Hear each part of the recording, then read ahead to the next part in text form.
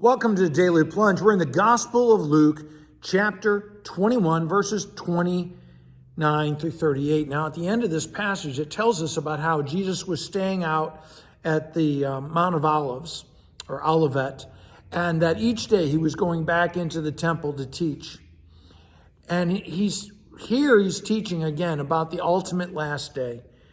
And he says, you understand what's going on with the fig trees and all the other trees. And when they put out their leaves, you know that summer is right around the corner. And you anticipate that season and you make adjustments for that. Well, friends, he says, you also see these other things happening. What things? The things he talked about earlier, about nation rising up against nation, about wars, about famine, pestilence, great earthquakes, about the signs out in the universe, the sun and the moon and the stars, about the waves and the changes in climate, things over which you have no control.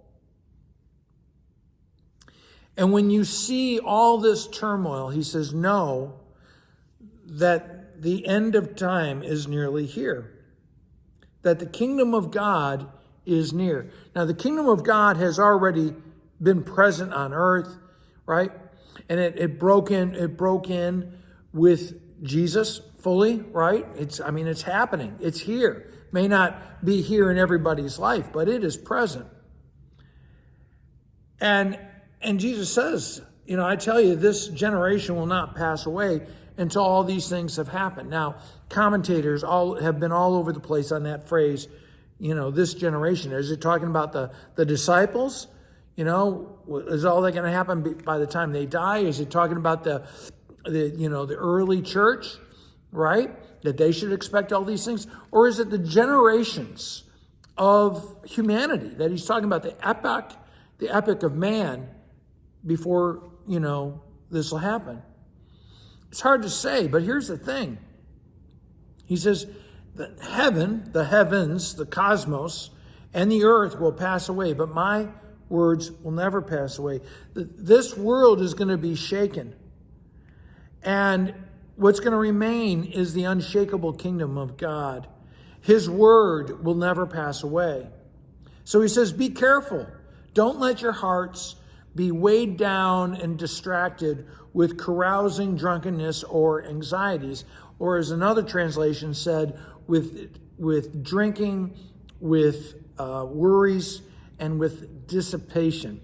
Now, dissipation means literally to piss away your life. And are we pissing away our life with things here on earth that just aren't going to matter? On your last day of your life, are you going to wish you put more hours in at work, right?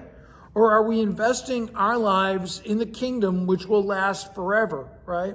Are we going to invest our lives, our hearts, in the things of God? Everybody is going to have their last day. And that's what Jesus is talking about. He says, for it will close on you suddenly.